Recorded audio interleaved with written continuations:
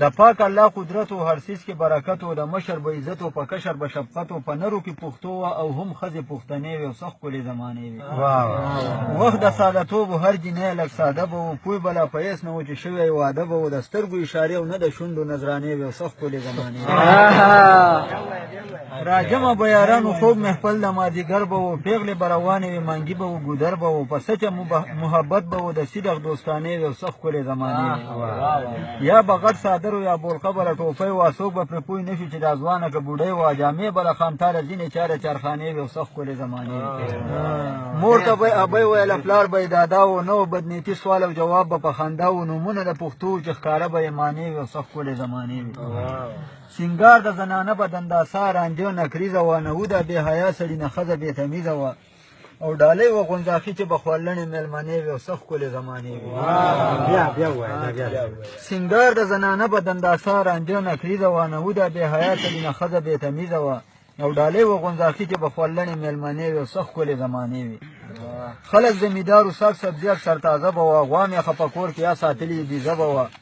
او کټوۍ به د شملو پرتې په خوا کې د چینې وي او څه ښکلې زمانې وي. راجمه به جرګه شوه چې د دوو به څه ورانې و، دستي به فیصله و، نه یې ترمنځه شیطانې و، نه دا تاڼه تحصیل و، نه قیسې د پوندانې وي او څه ښکلې زمانې وي. د پلار د خو په وار د دا خبره به څرګنده وه، و بله به غویانو د وړو لپاره جرنده وه، مشین او نه ټیمانو په کونډو به پیمانې وي څه ښکلې زمانې وي. د کلي یو جومات به و، یوه غټه حجره به وه، لاټین او یا ډیوه به بلېدله چې تیاره به وه، چرګۍ کې به اور بل او شورو به افسانې وي څه ښکلې زمانې وي. نه داسې سکولونه مدرسې کتاب کاپیانې وي، نه ډېر دوکانونه دا پاپړ او دا ټاپیانې وي، میوې توتان غوزان ماڼان ګورګورې او شادانې وي څه ښکلې زمانې وي. او بیزې به مو ساتلې پاس د دنګو غرو سرونو کې، اشنا ګل صاحب بیزې به مو ساتلې پاس د دنګو غرو سرونو کې، شپېلۍ به مو وهله اواز خور به یې و غرونو کې، او ساروو کې هم حیا و، په یو غږ به راستنې وي څه ښکلې زمانې وي.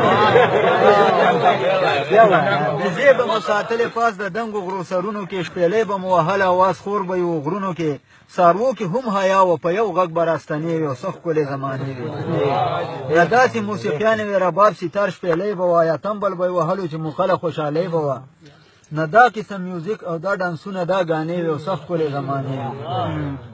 مال دولت که نه و، بیا هم زړونو ته سکون و، نه دا موبایل انټرنیټ یا ټلیفونو،